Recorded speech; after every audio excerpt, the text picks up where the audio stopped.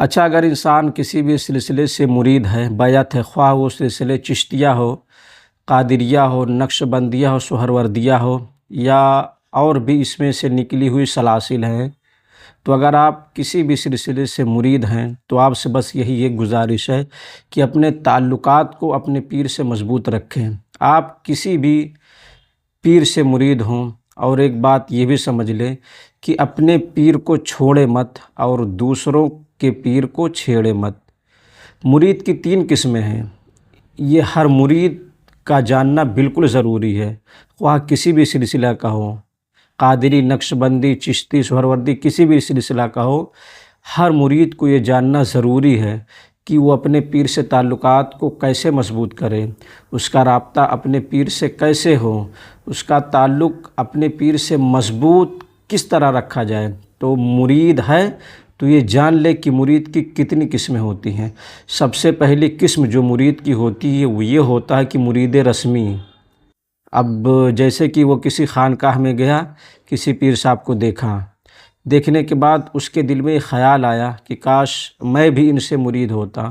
اب اس کے دل میں خیال آیا، اس نے انتظام کیا، انتظام کرنے کے بعد وہ اس پیر کے ہاتھ پر اپنا ہاتھ دے دیا، یعنی بیعت ہو گیا۔ اب بیعت ہونے کے بعد نہ ہی اس نے کچھ پوچھا اور نہ ہی کچھ جانا، اور وہ اپنے گھر چلا آیا۔ جب کوئی شخص ان سے ملا، اس مرید سے جو ابھی جسٹ پیر صاحب کے ہاتھ پر اپنا ہاتھ دے کر بیعت ہو کر گھر آ رہا ہو، ان سے کوئی شخص ملا اور کہا کہ تم کہاں سے مرید ہو؟ تو وہ شخص بڑی دیر تک سوچتا رہا اور کہا کہ میں فلاں خانقاہ سے، فلاں سلسلے سے، فلاں پیر سے مرید ہوں۔ یعنی اس کا تعلق پیر سے نہیں ہے، اس کو تو پیر کا اپنے نام بھی یاد نہیں ہے۔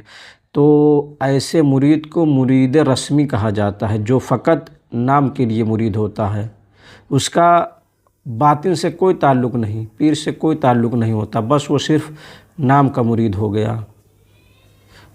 دوسری قسم مرید مطلبی، ایک قسم یہ بھی ہے جو انسان اپنے پیر کو مطلب کے وقت یاد کرے۔ مثلاً جیسے اس کے گھر میں کسی کی طبیعت خراب ہو گئی، یا کوئی بیمار پڑ گیا، یا اس کو بھی کوئی حاجت پیش آ گئی، تو اس شخص نے اپنے پیر کے پاس فون کیا اور عرض کیا کہ سرکار ایسی ایسی بات ہے، ہم آپ سے ملنا چاہتے ہیں، ہمارے گھر میں ایسے ایسے واقعات یا حادثات ہو گئے ہیں، سرکار آپ کب آ رہے ہیں یا میں آپ کے پاس جاؤں؟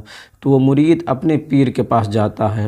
اگر پیر صاحب علم ہو، صاحب فضیلت ہو، صاحب تقویٰ ہو، تو اللہ کی بارگاہ میں دعا کرتا ہے، اللہ اس کی دعا کو قبول کرتا ہے اور مرید کو شفا مل جاتی ہے۔ جیسے مرید کو شفا ملتی ہے، وہ اپنے پیر کے پاس سے اپنے گھر آتا ہے، گھر آنے کے بعد وہ پیر کو بھول جاتا ہے، یعنی اس کا تعلق پیر سے ختم ہو جاتا ہے۔ وہ اپنے پیر کو صرف مطلب جب رہتا ہے تب ان کو یاد کرتا ہے۔ تو ایسے مرید کو مرید مطلبی بولتے ہیں، جو صرف مطلب کے وقت اپنے پیر کو یاد کرے۔ تیسری قسم مرید کی ہوتا ہے مرید حقی، جو صحیح معنوں میں اپنے پیر کا غلام ہوتا ہے، جو اپنے پیر کے ہر آواز پر لبیک کہتا ہے، جو اپنے پیر کا ہر حکم بجا لاتا ہے۔ اگر اس کا پیر حکم دے تو وہ کرتا ہے، جس چیز سے اس کا پیر روکے اس کو نہیں کرتا۔ تو ایسے مرید کو مرید حقی بولا جاتا ہے، جو حق کے ساتھ رہے، پیر کی خدمت کرے، پیر کا حکم مانے، پیر کی بتائی ہوئی باتوں پر عمل کرے۔ دراصل پیر وہی بات بتاتا ہے جو اسے پتہ ہوتا ہے، یا اپنے پیروں سے سنا ہوتا ہے، یا اپنے سلسلے چشتیہ کے بزرگان دین سے سنا ہوتا ہے۔ تو ہمیشہ یہ کام کریں، آپ نہ مرید مطلبی بنے، نہ مرید رسمی بنے۔ اگر بننا ہو تو مرید حقی بنے، تاکہ تم حق کو پا جاؤ، حق کی جانب لوٹ جاؤ، اور پیر کے وسیلے سے تم اللہ کی بارگاہ میں قبول ہو جاؤ۔